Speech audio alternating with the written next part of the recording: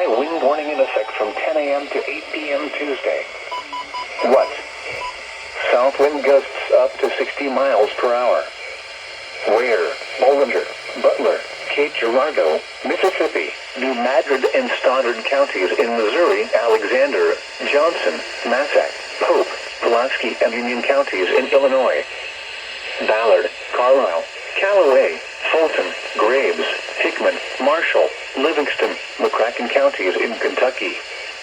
When? Late tomorrow morning through early evening. Impacts. Some trees may be uprooted. Numerous large tree limbs will likely be knocked down. A few power lines may be knocked down, but damage to power lines is more likely through trees and limbs falling. Numerous power outages are possible. High-profile vehicles like semi-trucks may have significant difficulty traveling, particularly on east-west roadways. A high wind warning means a hazardous high wind event is expected or occurring. Sustained wind speeds of at least 40 miles per hour or gusts of 58 miles per hour or more can lead to property damage.